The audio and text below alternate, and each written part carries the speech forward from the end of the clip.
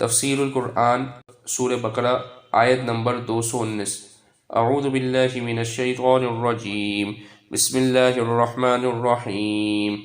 یسألونک عن الخمر والمیسر قل فیہما اثم کبیر ومنافع للناس واثمہما اکبر من نفعہما ویسألونک ماذا ينفقون قل العفو كذلك يبين الله لكم الآيات لعلكم تتفكرون۔ ترجمہ: لوگ آپ سے شراب اور جوئے کے بارے میں پوچھتے ہیں، آپ کہہ دیجئے کہ ان دونوں میں بڑا گناہ بھی ہے اور لوگوں کے لیے کچھ فائدے بھی ہیں، اور ان دونوں کا گناہ ان کے فائدے سے زیادہ بھرا ہوا ہے۔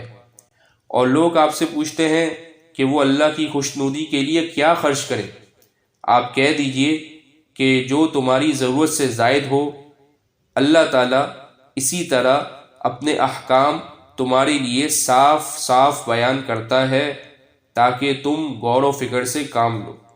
اس آیت مبارکہ کی تفسیر میں یہ بات لکھی ہے کہ اہل عرب صدیوں سے شراب کے عادی تھے، اس لیے اللہ تعالیٰ نے اس کی حرمت کے اعلان میں تدریج سے کام لیا، یعنی آہستہ آہستہ۔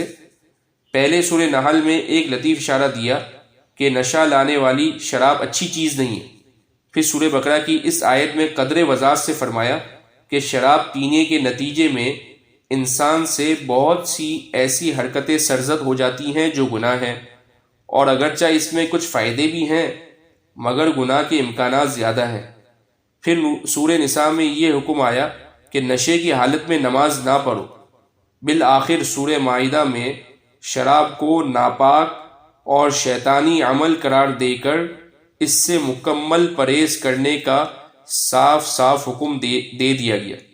شیطانی عمل قرار دے کر اس سے مکمل پرہیز کرنے کا صاف صاف حکم دے دیا گیا۔ بعض صحابہ سے منقول ہے کہ انہوں نے صدقے کا ثواب سن کر اپنی ساری پونجی صدقہ کر دی، یہاں تک کہ اپنے اور اپنے اہل و عیال کے لیے کچھ نہ چھوڑا، اور گھر والے بھوکے رہ گئے۔